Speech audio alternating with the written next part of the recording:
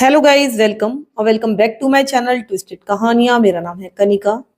आज की मेरी ये कहानी है 1985 की, जबकि एक 17 इयर्स ओल्ड लड़की जिसका नाम था मिशेल और जिसका निकनेम था मिसी, जिसे आगे हम इस केस में इसी नाम से बुलाएंगे। वो एक हाई स्कूल की स्टूडेंट थी। वो एक छोटे से टाउन आर्लीटा में रहा करती थी। मिसी के बारे में बताया जाता है कि ये काफी स्मॉल हाइट की थी। ये 5 फीट से भी थोड़ा सा कम हाइट की थी और इसका वजन मुश्किल से 43 केजीज रहा होगा। लेकिन अगर हम उसकी प्रेजेंस की बात करें तो वो अपने स्कूल में बहुत ज्यादा पॉपुलर थी। ना सिर्फ वो काफी ब्यूटीफुल थी, बल्कि उसका व्यवहार भी बहुत ज्यादा काइंड और बहुत ज्यादा जेंटल था। हर कोई उससे दोस्ती करने की कोशिश करता था, चाहे वो लड़के हों चाहे लड़कियां हों। इधर जो मिसी थी वो लाइफ को बहुत ज्यादा सीरियसली नहीं लेती थी, बहुत ज्यादा चीजों की परवाह नहीं करती थी। इधर 1 साल पहले एक बहुत बड़ा हादसा हो गया था।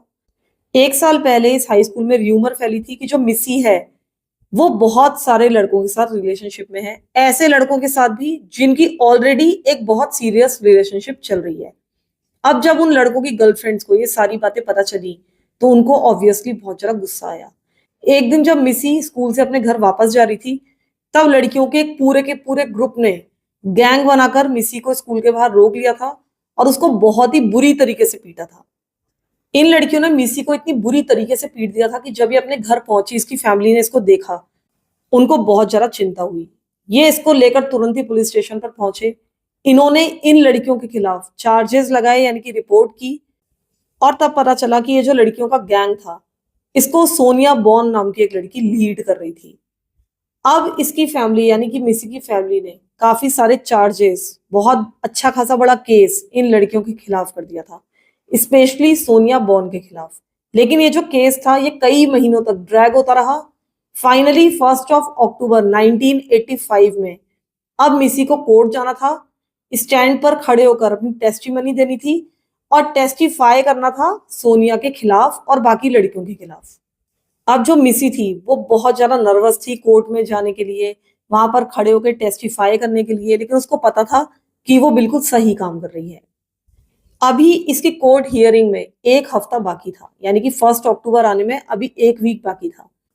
उस दिन मिसी जब स्कूल से अपने घर लौटी, उसने अपनी माँ को बताया कि आज मेरे आफ्टरनून में थोड़ा सा बाहर जाने के प्लान्स हैं मेरी फ्रेंड्स के साथ। ये मिसी का एक बिल्कुल नॉर्मल रूटीन था, ये बीच बीच में इस तरह से हैंग आउट करती थी फ्रेंड्स के साथ। इसका एक अच्छा खासा बड़ा सर्किल था फ्रेंड्स का, जैसा कि मैंने आपको बताया कि बहुत ज्यादा पॉपुलर थी। इसने अपनी माँ को बताया कि आज मैं जाऊंगी। माँ ने कहा कि हाँ ठीक है, लेकिन तुम्हें हर हाल में 6 बजे तक वापस आ जाना है शाम को। इसने कहा कि ठीक है। फिर 1-2 मिनट के बाद लॉरा डोयल नाम की एक लड़की, जो कि मिसी की अच्छी फ्रेंड थी, उसने मिसी के घर के बाहर अपनी गाड़ी रोकी, हॉर्न बजाया। मिसी ने जैसे इस हॉर्न को सुना, वो सीधे अपने भाई और अपनी माँ को गुड बाय बोलती हुई बाहर चली गई और उसके बाद जाकर गाड़ी में बैठ गई। ये दोनों लड़कियां गाड़ी में बैठकर वहां से जा चुकी थी। इसके बाद कुछ घंटे बीत गए, शाम के 6 बज गए, लेकिन मिसी अभी तक घर वापस नहीं लौटी थी। लेकिन जो उसकी माँ थी आइरीन, वो बहुत ज्यादा सरप्राइज्ड नहीं थी। हालांकि मिसी अपनी माँ को बहुत ज्यादा परेशान नहीं करती थी, लेकिन वो समय के मामले में बिल्कुल भी पंचुअल नहीं थी। वो जब भी अपनी फ्रेंड के साथ बाहर जाती थी, वो समय के बारे में बिल्कुल भूल जाती थी। बस उसको बाहर घूमना बहुत ज्यादा पसंद था। अक्सर ऐसा होता था कि वो टाइम लिमिट के बाद भी बाहर रुक जाती थी, उसके बाद घर आ जाती थी और अपनी माँ से माफी मांग लेती थी। वो हमेशा कहती थी कि अब मैं ऐसा नहीं करूंगी। अक्सर ऐसा भी होता था कि जब भी मिसी को बाहर रुकना होता था अपनी फ्रेंड्स के साथ, तो वो अपनी माँ को फोन कर देती थी, उसको बता देती थी कि मुझे थोड़ा सा और समय चाहिए और प्लीज मुझे थोड़ा सा और रुकने की परमिशन दे दीजिए। और अक्सर उसकी माँ परमिशन दे भी देती थी। तो उस दिन 6 बजे के बाद फोन की घंटी सुनाई देने लगी। अब आइरीन को ऐसा लगा कि शायद उसकी बेटी मिसी उसको फोन कर रही होगी और ज्यादा टाइम मांगने के लिए। अब आइरीन ने फोन उठाया, लेकिन दूसरी साइड पर उसकी बेटी मिसी नहीं थी, बल्कि वो तो उसकी फ्रेंड थी लॉरा, जिसके साथ मिसी उस दिन घर से निकली थी। अभी आइरीन लॉरा से कुछ भी पूछती, उससे पहले ही लॉरा ने आइरीन से पूछ लिया कि क्या मिसी घर पर है। अब आइरीन ये सुनकर बुरी तरीके से चौंक गई। उसने कहा कि वो तो तुम्हारे साथ ही गई थी, तुम्हारे साथ नहीं गई थी क्या? अब ये बात सुनकर जो लॉरा थी वो थोड़ा सा पैनिक करने लगी। अब उसने आइरीन को सारी बातें बताई जो उस दिन हुई थी। उसने बताया कि हाँ, मैंने ही मिसी के घर से, यानी कि आपके घर से, मिसी को पिकअप किया था। और उसके बाद वो टाउन में इधर उधर घूमते रहे जैसे कि वो हमेशा करते थे। उसके बाद वो दोनों स्टोनहर्स्ट पार्क पर पहुंचे। वहां पर मिसी, लॉरा और कुछ और फ्रेंड्स भी अक्सर जाया करते थे। जब वो स्टोनहर्स्ट पार्क में पहुंचे और वहां पर पार्किंग लॉट में जाकर उन्होंने गाड़ी लगा दी, तब मिसी आसपास देखने लगी और लॉरा भी आसपास देखने लगी। वो अपने और फ्रेंड्स की गाड़ियों को पहचानने की कोशिश कर रहे थे। उन्हें लग रहा था कि हो सकता है कि उनके कुछ और फ्रेंड्स भी वहां पर आए हों, लेकिन इन्हें अपने किसी भी और फ्रेंड की गाड़ी वहां पर नहीं दिखी। अब लॉरा ने अपनी गाड़ी घुमानी शुरू की। वो पार्क से बाहर निकलकर कहीं और जाने की सोच रहे थे। अभी वो ये कर ही रही थी, तभी अचानक मिसी ने गाड़ी को रोक दिया और कहा कि 1 मिनट रुको। और उसने लॉरा को बताया कि वहां पर जो लड़के खड़े हैं मैं उनको जानती हूँ, मैं जरा उनको हाय बोल कर आती हूँ। उसके बाद मिसी गाड़ी से उतर गई और पार्किंग लॉट में काफी दूर खड़े जो 2 लड़के थे उनसे बातें करने लगी जाकर। वो जो लड़के थे वो अपने अर्ली 20s में थे और लॉरा उनमें से किसी को भी नहीं पहचानती थी। ये दोनों लड़के एक ब्लू कार के बाहर खड़े थे। वो जो ब्लू कार थी वो एक ब्लू कैमेरो थी। लॉरा को अब इस बात की आदत पड़ गई थी कि मिसी तो इस टाउन में लगता है कि सबको जानती है। हर कोई मिसी को पसंद करता था और मिसी भी हर किसी को पसंद करती थी। और अक्सर जब भी कोई मिसी के साथ बाहर जाता था तो इस तरह की सिचुएशन आती रहती थी कि कई बार बिल्कुल अजनबी लोग मिसी को जानते थे और मिसी उनसे बात करने लगती थी। लेकिन जो लॉरा थी वो ये सारी चीजें देखकर बहुत ज्यादा एक्साइटेड नहीं थी। उसे ऐसा लग रहा था कि हम बस यहाँ से चलते हैं। इन अजनबी लोगों से बात करने में उसको कोई भी दिलचस्पी नहीं थी। अब लॉरा ने डिसाइड किया कि वो गाड़ी को थोड़ा सा घुमा लेगी और पार्किंग लॉट में अच्छी तरीके से लगा लेगी। इधर जो मिसी थी वो इन लड़कों से लगातार बातचीत कर रही थी, हंस बोल रही थी। तभी अचानक लॉरा ने अपनी कार में नोटिस किया कि उसका जो गैस गॉज था वो एम्प्टी से भी नीचे की तरफ आ रहा था, यानी कि उसकी गैस खत्म होने वाली थी, यानी कि पेट्रोल खत्म होने वाला था। अब लॉरा ने मिसी से चिल्लाकर कहा कि मैं थोड़ा सा जा रही हूँ, गाड़ी में गैस भरवा कर आती हूँ, यानी कि पेट्रोल डलवा कर आती हूँ। इसने मिसी से ये भी कहा कि मैं वापस यहीं पर आऊंगी। मिसी ने कहा कि हाँ ठीक है, तुम जाओ, ओके बाय। लॉरा ने अपनी गाड़ी स्टार्ट की। वो वहां से बाहर निकली और उसके बाद एक गैस स्टेशन पर पहुंच गई। कुछ मिनट्स के बाद ही लॉरा वापस लौटकर उस पार्किंग लॉट पर आई। उसने पाया कि उस पार्किंग लॉट से वो ब्लू कैमेरो भी गायब थी, वो लड़के भी गायब थे और साथ ही मिसी भी वहां पर कहीं नहीं थी। अब क्योंकि ये 1985 का साल था, उस समय लॉरा के पास कोई भी ऐसी डिवाइस नहीं थी जिससे उससे कांटेक्ट किया जा सकता। अगर वो चली गई थी तो अब लॉरा को भी बस वहां से जाना था, उसकी कोई खबर पाने का तरीका उसके पास नहीं था। लॉरा सोचने लगी कि अब उसको क्या करना चाहिए। फिर लॉरा को लगा कि मिसी कोई बच्ची नहीं है, अगर वो उन लड़कों के साथ गई है तो उनको जानती होगी और वो अपने आप को हैंडल कर लेगी। उसे लगा कि वो लड़के मिसी को उसके घर पर ड्रॉप कर देंगे और अब मुझे भी यहाँ से चलना चाहिए। अब लॉरा वहां से बाहर तो निकल गई थी, लेकिन वो सीधे अपने घर नहीं गई। वो थोड़ा सा वहीं के आसपास के चक्कर लगाने लगी। वो अभी भी मिसी को कहीं ना कहीं तलाश रही थी, या फिर उस ब्लू गाड़ी को तलाश रही थी जिसमें बैठकर शायद मिसी वहां से गई होगी। जब उसको मिसी कहीं भी नहीं दिखी तो ये सीधे अपने घर चली गई। फिर धीरे धीरे शाम के 6 बज गए और तब इसने मिसी को फोन किया। इसको पता था कि मिसी का जो कर्फ्यू टाइम है, यानी कि घर में लौटने का जो टाइम है, वो 6 PM है। इसके बाद इसकी माँ इसको बाहर नहीं रहने देती है, तो अभी तक वो कहीं भी होगी, अपने घर वापस आ गई होगी। लेकिन इधर जब आयरीन ने फोन उठाया, यानी कि मिसी की माँ ने, तो उन्होंने बताया कि अभी तक मिसी अपने घर वापस नहीं लौटी है। अब ये दोनों यानी कि आयरीन और लॉरा बहुत ज्यादा परेशान होने लगे मिसी के लिए। हालांकि ये परेशान तो थे कि मिसी वापस क्यों नहीं आई है, लेकिन इस चीज को बहुत ज्यादा सीरियसली भी नहीं ले रहे थे। अभी पुलिस वगैरह को इन्वॉल्व करने का उन्होंने नहीं सोचा था। लेकिन उसके बाद धीरे धीरे 2 घंटे और बीत गए। इसके बाद आयरीन और लॉरा ने डिसाइड किया कि वो आपस में मिलेंगी। ये दोनों मिले। ये इन दोनों के हर एक फ्रेंड के घर पर पहुंचे, अपने हर परिचित के घर पर पहुंचे और उनसे मिसी के बारे में पूछताछ करने लगे। लेकिन मिसी के बारे में किसी को भी कोई भी जानकारी नहीं थी। अब ये दोनों ऑब्वियसली बहुत ज्यादा परेशान होने लगे थे। अभी भी ये लोग पुलिस के पास लेकिन नहीं गए। इन्होंने ये डिसाइड किया कि ये लोग वापस चलते हैं, फिलहाल सोते हैं, और हो सकता है कि सुबह तक मिसी वापस आ जाए, या हो सकता है कि कोई ना कोई इनसे कांटेक्ट करे, कोई इन्फॉर्मेशन दे। फिर धीरे धीरे सुबह भी हो गई। मिसी अभी तक अपने घर वापस नहीं आई थी और ना ही कोई फोन आया था, ना कोई इन्फॉर्मेशन आई थी। अब आयरीन के लिए बहुत ज्यादा हो चुका था। वो सीधा पुलिस के पास गई, उन्हें सब कुछ बताया कि वहां पर क्या चल रहा है। पुलिस वालों ने इस केस को सीरियसली लिया। वो हर एक सिंगल डिटेल पूछ रहे थे कि वो ब्लू कैमेरो कैसी थी, वो लड़के कैसे थे, कैसे दिखते थे, लॉरा को उन लड़कों के बारे में, उस गाड़ी के बारे में जो कुछ भी याद था, जो भी डिटेल्स याद थी, उसने सब कुछ इन्फॉर्मेशन पुलिस वालों को दे दी थी। वो बहुत ज्यादा गिल्ट रिडन थी, बहुत ज्यादा इमोशनल थी, क्योंकि मिसी से मिलने वाली वो आखिरी पर्सन थी और उससे मिलने के बाद ही मिसी कहीं गायब हो गई थी। अब वो अपनी सारी की सारी इंफॉर्मेशन पुलिस को देने की कोशिश कर रही थी, बहुत ज्यादा मदद करने की कोशिश कर रही थी। लॉरा उस गाड़ी से और उन लड़कों से काफी दूर खड़ी हुई थी, वो तो अपनी गाड़ी से भी नहीं उतरी थी। तो वो गाड़ी और उन लड़कों के बारे में बहुत अच्छी जानकारी नहीं दे पाई। जितनी भी इंफॉर्मेशन थी वो पुलिस के हिसाब से काफी कम थी। पुलिस वालों ने सारी जानकारियां जुटाने के बाद अब एक बहुत ही एक्सटेंसिव सर्च शुरू कर दी मिसी के लिए। वो लोग पूरे कस्बे और उसके आसपास तलाश रहे थे। इधर जो आयरीन थी और जो उसके बाकी रिलेटिव्स थे, वो भी मिसी की बहुत ज्यादा तलाश कर रहे थे अपने स्तर पर। धीरे धीरे 2-3 दिन गुजर गए, लेकिन मिसी की कोई भी खबर नहीं मिली, कोई भी खोज खबर नहीं मिली, ना ही पुलिस वालों को, ना ही उसके फैमिली वालों को, और ना ही उन दोनों लड़कों और ब्लू कैमेरो के बारे में कुछ भी पता चला। फिर 4 अक्टूबर का दिन आया, यानी कि पूरे 3 दिन बीत चुके थे मिसी को गायब हुए। 4 अक्टूबर को मिसी की कुछ जानकारी मिली, लेकिन इन्वेस्टिगेटर्स को अगले 3 और साल लग गए ये समझने के लिए कि आखिरकार मिसी के साथ हुआ क्या था। और ये जो कुछ भी टेस्टिमनी है, जो कि मैं आपको आगे सुनाने वाली हूँ, वो एक आई विटनेस की टेस्टिमनी है। और मैं उसका रिक्रिएशन आपको सुना रही हूँ कि आखिरकार जिस दिन मिसी गायब हुई थी उस दिन हुआ क्या होगा। जिस दिन मिसी गायब हुई उस दिन था 1 अक्टूबर 1985 का। जैसे कि मैंने आपको बताया कि मिसी अपने स्कूल से वापस आई, उसने कहा कि मुझे अपने फ्रेंड्स के साथ बाहर जाना है। माँ ने कहा कि ठीक है, लेकिन 6 बजे से पहले बाहर आ जाना। इसके 2 मिनट बाद ही लॉरा नाम की लड़की इनके घर के बाहर आकर रुकती है, हॉर्न बजाती है, मिसी दौड़ते हुए बाहर जाती है और कार में बैठ जाती है। ये लोग थोड़ी देर तो टाउन में इधर उधर घूमते रहते हैं, उसके बाद स्टोन हर्स्ट पार्क पहुंच जाते हैं।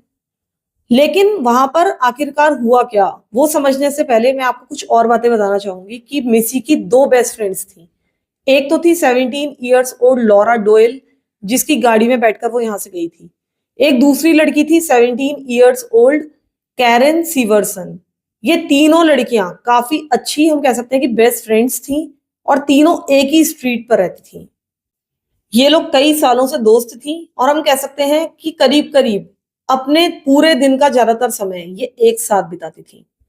1 महीने पहले, यानी कि सितंबर 1985 में, इन तीनों का थोड़ा सा मनमुटाव हो गया था, क्योंकि 1 महीने पहले एक और र्यूमर फैली थी मिसी के बारे में कि वो उन लड़कों के साथ रिलेशनशिप बना रही है जिनकी ऑलरेडी गर्लफ्रेंड्स हैं। अब ये जो र्यूमर थी, ये इस बार लॉरा और कैरन के बॉयफ्रेंड्स के बारे में थी कि उनकी जो बेस्ट फ्रेंड है मिसी, वो उनके बॉयफ्रेंड्स के साथ ही रिलेशनशिप में है। अब लॉरा और कैरन को पता था कि 1 साल पहले भी इसी तरह की र्यूमर्स फैली थी मिसी के बारे में, लेकिन वो सब कुछ झूठ था। तो हो सकता है कि इस बार भी ये सब कुछ झूठ हो। लेकिन फिर भी क्योंकि इनके बारे में बात थी, इसलिए इन्होंने डायरेक्टली मिसी से पूछना जरूरी समझा। अब ये दोनों, यानी कि लॉरा और कैरन, ये सीधे मिसी के पास पहुंची। उन्होंने इससे कहा कि हमें पता है कि ये बात सच नहीं होगी, लेकिन तुम प्लीज फिर भी हमें बता दो कि क्या तुम्हारे हमारे बॉयफ्रेंड से कोई संबंध है या नहीं है। मिसी तुरंत ही बोली कि क्या तुम मजाक कर रही हो, मेरे तुम्हारे बॉयफ्रेंड से कोई संबंध नहीं है और ना ही कोई लेना देना है। उसने ये भी कहा कि देखो लास्ट ईयर क्या हुआ था, इसी तरह की र्यूमर्स फैली थी और उसके बाद सब कुछ गलत साबित हुआ था, तो तुम्हें तो पता ही है कि मैं तुम्हारे साथ ऐसा कभी नहीं कर सकती। लेकिन धीरे धीरे इन तीनों के बीच में अच्छा खासा झगड़ा होने लगा। स्पेसिफिकली कैरेन और मिसी के बीच में। जो लॉरा थी, उसको तो ऐसा लग रहा था कि नहीं, जो मिसी है वो ऐसा नहीं कर सकती, कहीं ना कहीं उसको लग रहा था। लेकिन इधर जो कैरेन थी, उसको लग रहा था कि मिसी के उसके बॉयफ्रेंड से संबंध हो सकते हैं, क्योंकि उसने एक बार मिसी को देखा था कि वो उसके बॉयफ्रेंड के साथ फ्लर्ट कर रही थी, या उसको ऐसा लगा था कि वो उसके बॉयफ्रेंड के साथ फ्लर्ट कर रही है और उसको अच्छा नहीं लगा था। अब कैरन को लग रहा था कि इसके मेरे बॉयफ्रेंड के साथ संबंध होंगे। उसने इस बात को पूरी तरह से मान लिया था। फिर थोड़ी देर के बाद जब मिसी को लगा कि बहुत ज्यादा लड़ाई झगड़ा हो रहा है, तो वहां से पलटी और सीधा वहां से जाने लगी। लेकिन कैरन पीछे से दौड़ती हुई आई और उसने मिसी को एक जोरदार झापड़ उसके चेहरे पर मार दिया। अब ये जो चीज थी, ये बहुत बड़ी चीज थी। एक लाइन क्रॉस हो चुकी थी और इसी कारण से उनकी जो करीब 10 साल पुरानी फ्रेंडशिप थी, वो एक झटके में टूट चुकी थी। फिर करीब 2 हफ्ते बीत गए। मिसी और लॉरा एक बार फिर से फ्रेंड्स बन चुके थे, उन्होंने पैचअप कर लिया था। लेकिन जो मिसी और कैरन थे, उनके बीच के संबंध पूरी तरह से खराब हो चुके थे। वो एक दूसरे को अवॉइड कर रही थी और धीरे धीरे इनके बीच में दूरियां बढ़ चुकी थी। लेकिन फाइनली 1 अक्टूबर का दिन आता है। कैरेन उस दिन मिसी के पास आई, उसने माफी मांगी और मिसी को ये देखकर काफी अच्छा लगा। वो भी कहीं ना कहीं इसको मिस कर रही थी और वो चाहती थी कि इनकी वापस से दोस्ती हो जाए। इसके बाद मिसी, कैरन और लॉरा इन तीनों ने आफ्टरनून के प्लान्स बनाए। उन्होंने डिसाइड किया कि वो स्टोनहर्स्ट पार्क में मिलेंगे और साथ में अच्छा समय बिताएंगे। वो लोग चाहते थे कि इनकी दोस्ती एक बार फिर से अच्छी हो जाए। इसके बाद लॉरा ने मिसी को उसके घर से पिक किया। वो दोनों स्टोनहर्स्ट पार्क पहुंचे। वहां पर वो लोग कैरन का वेट कर रहे थे और उसके बाद ही लॉरा ने बताया था कि किस तरह से वहां पर इसको दो लड़के दिखे थे, ब्लू कैमेरो दिखी थी और मिसी उनसे बात करने के लिए वहां से चली गई थी। मिसी के गायब होने में लॉरा के अकॉर्डिंग उस ब्लू कैमेरो और उन दो लड़कों का हाथ था। हालांकि ऐसा कुछ भी नहीं था, क्योंकि लॉरा ने वो सारी की सारी कहानी अपने मन से बनाई थी। ना तो वहां पर कोई ब्लू कैमेरो थी कभी भी, और ना ही वो दो लड़के कभी भी वहां पर एग्जिस्ट करते थे। वो सब कुछ एक कवर अप था उस क्राइम को छुपाने के लिए जो कि इन लोगों ने किया था। सच तो यह था कि उस दिन लॉरा और मिसी उस पार्क में पहुंचे थे, पार्किंग लॉट में गाड़ी लगाई थी और उसके बाद कैरन का वेट कर रही थी। कैरन सिर्फ 2 मिनट में ही वहां पर पहुंच गई थी, लेकिन वो वहां पर पहुंची थी अपनी गाड़ी में। वो एकदम से तेज गाड़ी चलाती हुई, यानी कि फुल स्पीड में गाड़ी चलाती हुई वहां पर पहुंची थी और उसने बिल्कुल लॉरा की गाड़ी के बगल में एकदम सटाकर, हम कह सकते हैं कि अपनी गाड़ी के ब्रेक मारे थे। एकदम स्क्रीचिंग स्टॉप किया था, यानी कि उसकी गाड़ी के बगल में। उसने इतनी पास गाड़ी लगाई थी कि जो लॉरा थी वो अपनी गाड़ी का दरवाजा नहीं खोल सकती थी। इधर कैरन की गाड़ी में उसकी पैसेंजर सीट पर एक और लड़की बैठी हुई थी। ये लड़की थी 17 ईयर्स ओल्ड एवा चेरमबोलो। ये इन तीनों ही लड़कियों की फ्रेंड थी, यानी कि एक कॉमन फ्रेंड थी। और उस दिन यानी कि 1 अक्टूबर को जिस समय कैरन इस पार्क में आई थी, उसने एवा से कहा था कि हम लोग डिनर के लिए चलते हैं। लेकिन एवा को पिकअप करने के बाद उसको कोई एक्सप्लेनेशन दिए बिना वो सीधा स्टोन हर्स्ट पार्क में आ गई थी और इस तरह से एक स्क्रीचिंग स्टॉप किया था लॉरा की गाड़ी के बिल्कुल बगल में। तो अब एवा पैसेंजर सीट पर बैठी हुई थी। वो कैरन को देख रही थी, लॉरा को देख रही थी, मिसी को देख रही थी और उसको कोई भी आइडिया नहीं था कि यहाँ पर क्या चल रहा है। इसके बाद कैरन ने चिल्लाते हुए एवा से कहा कि अपनी गाड़ी का शीशा नीचे करो। अब एवा ने खिड़की नीचे कर ली और उसके बाद लॉरा और मिसी ये दोनों बहुत ज्यादा हैरानी से कैरन को देखने लगे। जैसे ही खिड़की का शीशा नीचे हुआ, कैरन तुरंत ही लॉरा की गाड़ी के ऊपर चिल्लाने लगी। इधर जो लॉरा और मिसी थे वो एक दूसरे को देख रहे थे कंफ्यूज होकर। इसके बाद लॉरा ने अपनी साइड की विंडो डाउन की और तभी उन्हें अचानक से कैरन की बातें सुनाई देने लगी जो वो चीख चीख कर कह रही थी। कैरन बहुत ही गंदी गंदी, बहुत ही घटिया बातें बोल रही थी और ये समझने में कुछ सेकंड्स लगे लॉरा को कि असल में कैरन मिसी को गाली नहीं दे रही थी, बल्कि वो तो लॉरा की इंसल्ट कर रही थी। अब लॉरा को ये देखकर बहुत ज्यादा गुस्सा आया। वो भी कैरन के ऊपर बुरी तरीके से चिल्लाने लगी, बुरी तरीके से उसको इंसल्ट करने लगी, गालियां बकने लगी। अब लॉरा और कैरन तो एक दूसरे के ऊपर चीख चिल्ला रहे थे, एक दूसरे की इंसल्ट कर रहे थे। और इधर जो एवा और मिसी थे उनको कुछ भी समझ में नहीं आ रहा था कि आखिर ये चल क्या रहा है। वो अपनी अपनी सीटों पर चुपचाप बैठे हुए थे। अब जैसे ही कैरन ने पूरी तरह से अपना गुस्सा निकाल दिया, उसके बाद उसने वापस अपनी गाड़ी स्टार्ट की और सीधा पार्किंग लॉट से बाहर निकलकर एक तरफ चली गई। लेकिन इधर जो लॉरा थी उसको अभी भी बहुत ज्यादा गुस्सा आ रहा था। उसके मन की भड़ास निकली हुई थी।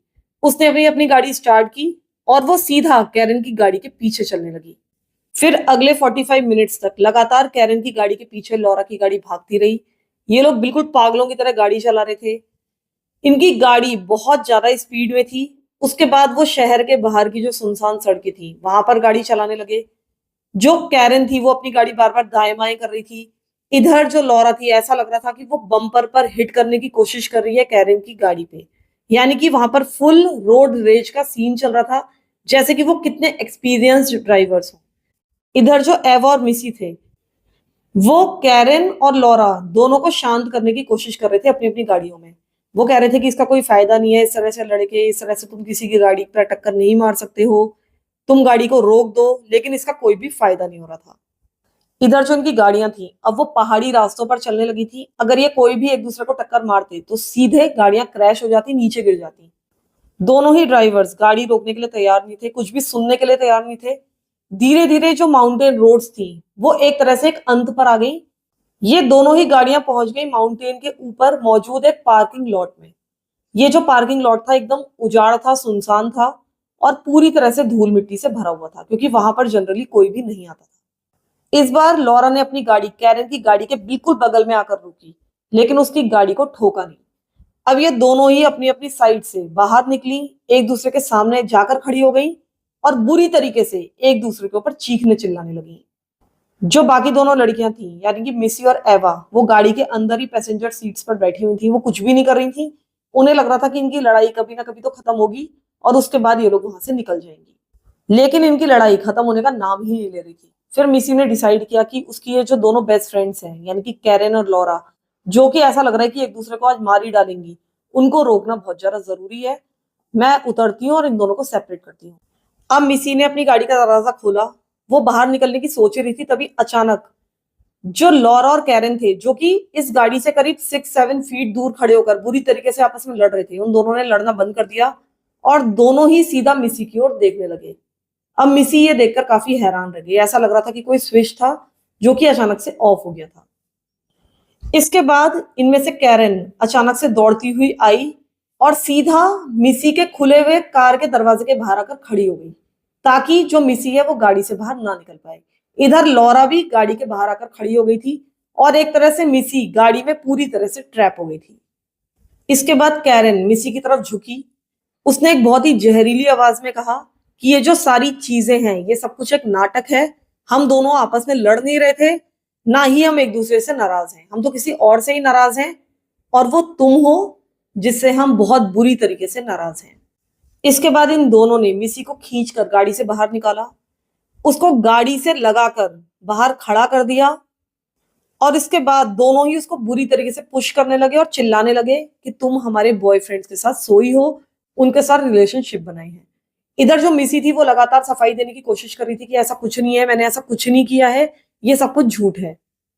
लेकिन अब लॉरा और कैरन इतनी बुरी तरीके से चिल्लाने लगे थे, चीखने लगे थे कि मिसी की आवाज सुनाई ही नहीं दे रही थी। अब मिसी चुप हो गई, वो बिल्कुल शांत हो गई और उसने अपने आप को थोड़ा सा सिकोड़ लिया, यानी कि अपने हाथ पैर सिकोड़ कर वो एक बॉल जैसी बन गई।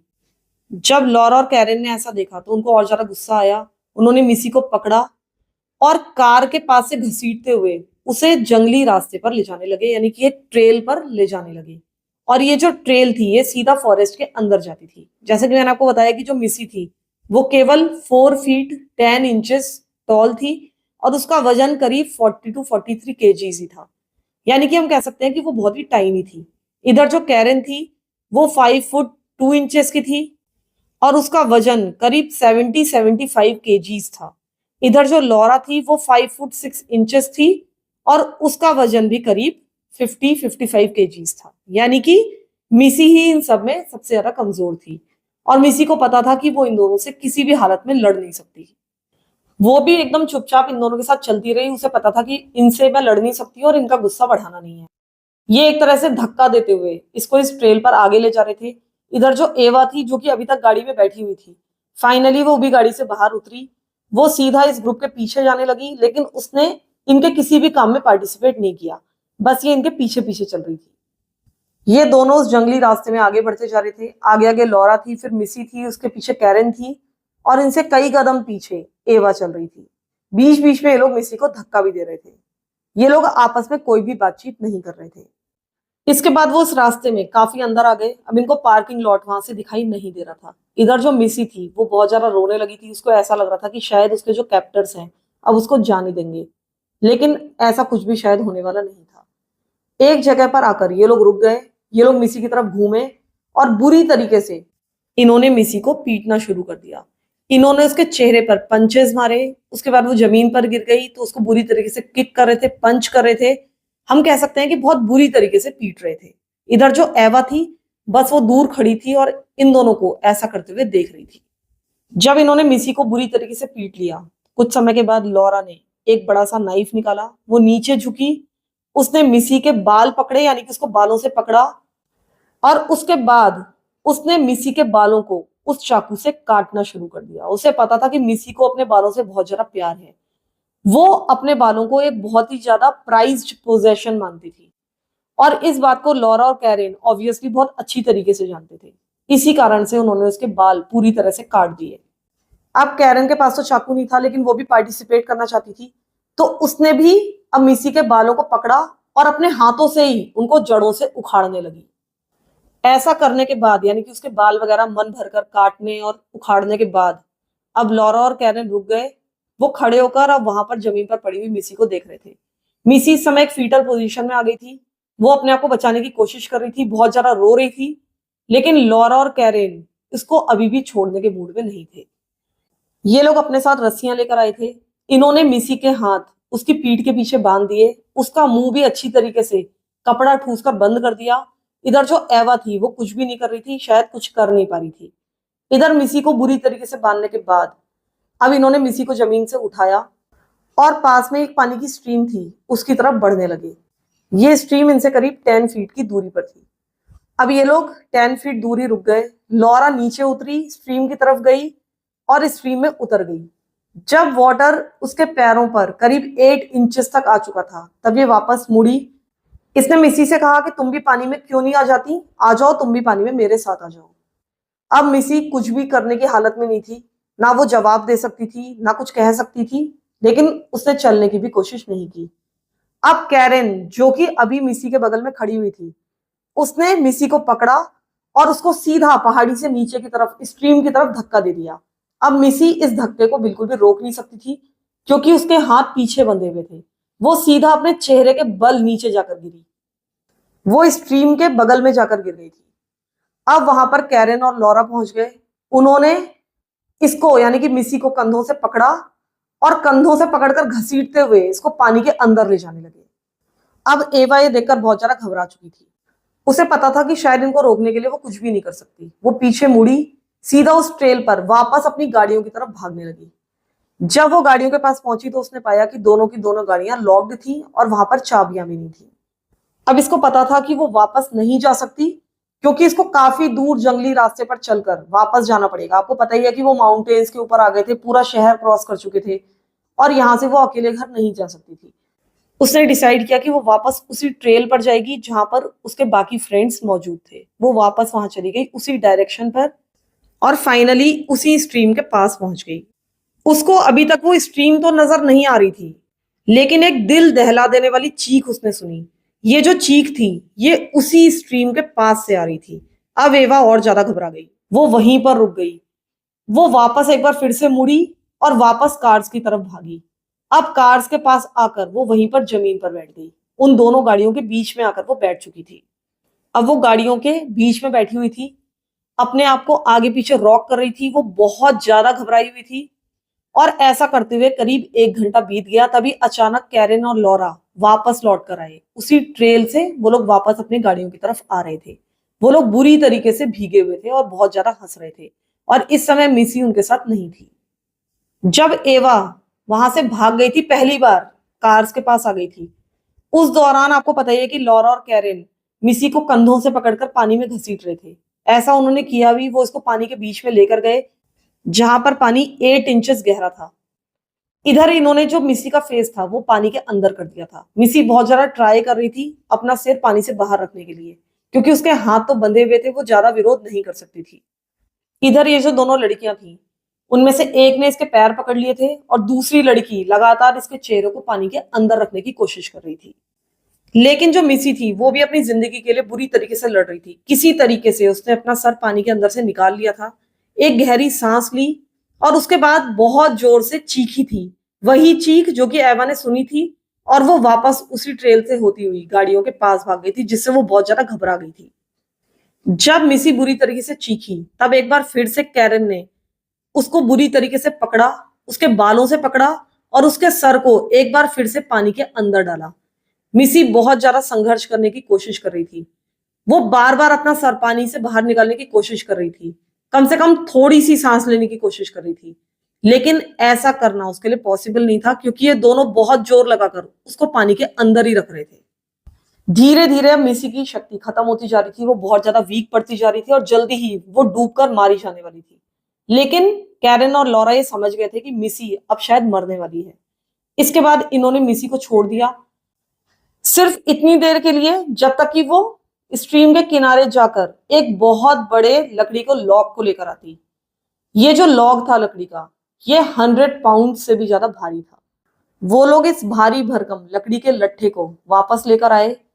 वापस आने के बाद इन्होंने मिसी को एक बार फिर से पानी में डाला, यानी कि उसका सर पानी में डाला और उसके सर के पीछे इस भारी भरकम लट्ठे को रख दिया ताकि उसका चेहरा पानी में डूबा रहे। ऐसा करने के दौरान इन्होंने मिसी के हाथ पैरों को पकड़ा हुआ था ताकि वो ज्यादा संघर्ष न कर पाए।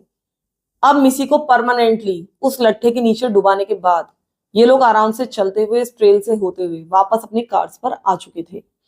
जब ये लोग वापस आए तो एवा लॉरा की गाड़ी में बैठ गई और उसके बाद ये तीनों लड़कियां वहां से वापस निकलकर अपने घर की तरफ आने लगी। इसके बाद ये तीनों ही अपने अपने घर वापस चली गई। 3 दिनों के बाद वहां पर एक हाइकर्स का ग्रुप आया, उसी स्ट्रीम पर पहुंचा और तब उन्होंने देखा था कि स्ट्रीम में एक बॉडी पड़ी हुई है। जब इन्होंने पुलिस को इन्फॉर्म किया, पुलिस वहां पर पहुंची तो उन्होंने पाया कि वहां पर सिगरेट बट्स पड़े हुए हैं, बियर की बॉटल्स पड़ी हुई हैं और एक आदमी के कपड़े भी वहां पर पड़े हुए थे। अब मिसी जब वहां पर मिली, यानी कि उसकी लाश मिली और उसके आसपास ये आइटम्स मिले, तो इनको ऐसा लगा कि शायद इसमें कोई आदमी इन्वॉल्व होगा। हालांकि ये जो कपड़े वहां पर मौजूद थे, इनका मिसी, लॉरा, कैरेन, एवा इनसे कोई भी लेना देना नहीं था। ऐसा नहीं था कि इन लड़कियों ने इन कपड़ों को वहां पर प्लांट किया था, उसका कोई लेना देना नहीं था। वो तो बस एक बहुत ही बड़ा कोइंसिडेंस था। लेकिन बाद में जब लॉरा ने एक अच्छी खासी बड़ी कहानी बना दी कि 2 लड़कों को देखा था, ब्लू कैमेरो को देखा था, तो उसके बाद जब वहां पर आदमियों के कपड़े मिले या फिर वहां पर बियर बॉटल्स मिली तो पुलिस को शक होने लगा कि वो जो लड़के थे वो कहीं ना कहीं इस घटना में इन्वॉल्व है। पुलिस इन 2 लड़कों और उस ब्लू कैमेरो के पीछे पड़ी रही। धीरे धीरे जो मर्डर केस था ये ठंडा होता चला गया और धीरे धीरे इस केस को हुए 3 साल बीत चुके थे और अभी तक पुलिस को वो 2 लड़के नहीं मिले थे, क्योंकि वो तो एग्जिस्ट ही नहीं करते थे। इधर जो एवा थी उसका इस मर्डर से कोई भी लेना देना नहीं था, लेकिन उसको कैरेन और लॉरा ने बहुत ज्यादा डराया धमकाया था कि तुम हमारे बारे में कभी भी किसी को भी नहीं बताओगे। तो 3 साल तो उसने किसी को कुछ नहीं बताया, लेकिन 3 साल के बाद फाइनली उसके अंदर बहुत ज्यादा हिम्मत आई, किसी तरह वो पुलिस के पास पहुंची और उसने इस घटना के बारे में सब कुछ बता दिया। बाद में पुलिस ने लॉरा और कैरेन दोनों को पकड़ लिया था। जब इनसे पूछताछ हुई तो एक बात और सामने आई। वो बात ये थी कि जब ये तीनों ही लड़कियां बड़ी हो रही थी तब जो मिसी थी वो तो काफी ब्यूटीफुल, काफी अट्रैक्टिव हो गई थी, लेकिन इधर जो लॉरा और कैरेन थे उन्हें ऐसा लगता था कि वो मिसी के सामने कहीं ना कहीं दब जाते हैं, वो लोग इतने ज्यादा अट्रैक्टिव नहीं है।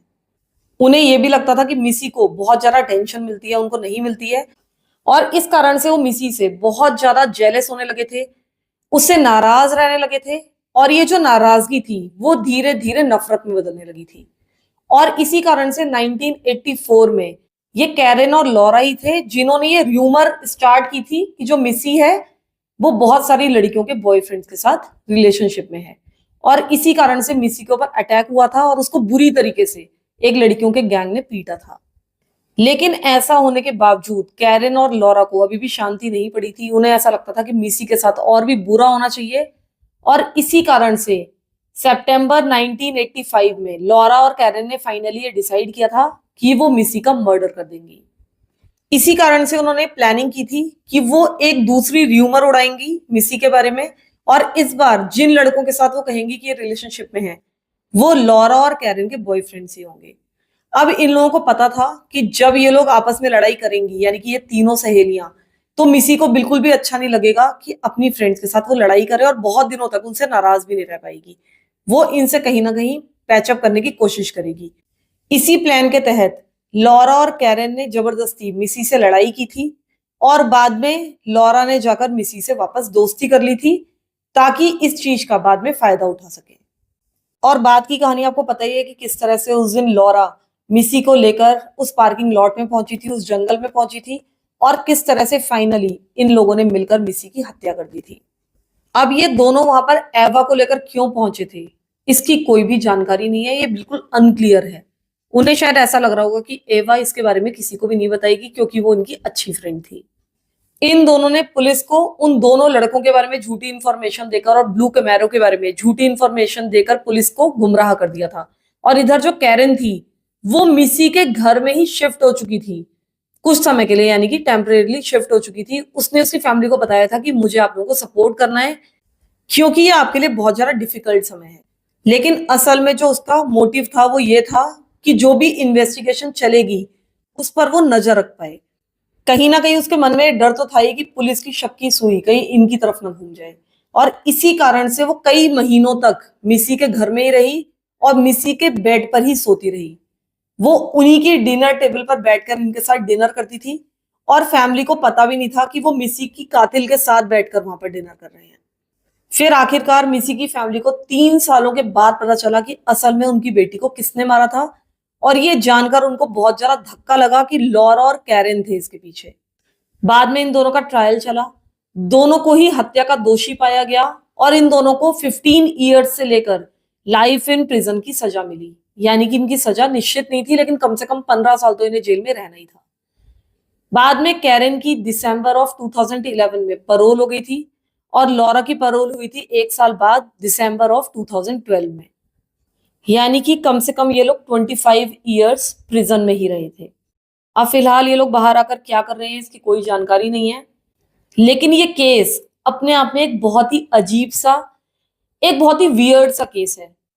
इस केस में हत्या क्यों हुई इसका देखा जाए तो कोई भी लॉजिक नहीं है। ये लोग मिसी से थोड़ा मिसबिहेव कर सकते थे, उसको मार पीट कर छोड़ सकते थे अगर इतने ही ज्यादा नाराज थे। हालांकि मारने पीटने का भी कोई मतलब नहीं था, लेकिन अगर इतने ही नाराज थे तो किसी और तरीके से अपनी नाराजगी जाहिर कर सकते थे। लेकिन उसकी हत्या करके इनको क्या मिला, ये मुझे बिल्कुल भी समझ में नहीं आया। अगर आप लोगों के अपने कोई विचार है तो प्लीज कमेंट्स में जरूर बताइएगा, आपको क्या लगता है कि इन लोगों ने हत्या क्यों की होगी और इसके पीछे इनकी साइकोलॉजी क्या रही होगी। तो प्लीज एक एक कमेंट जरूर कीजिएगा, वीडियो को लाइक कीजिएगा। और मैं ये देख रही हूँ कि अभी भी बहुत सारे लोगों ने चैनल को सब्सक्राइब नहीं किया है, तो प्लीज सब्सक्राइब कर लीजिए। Thank you so much for listening to my stories. Thank you so much.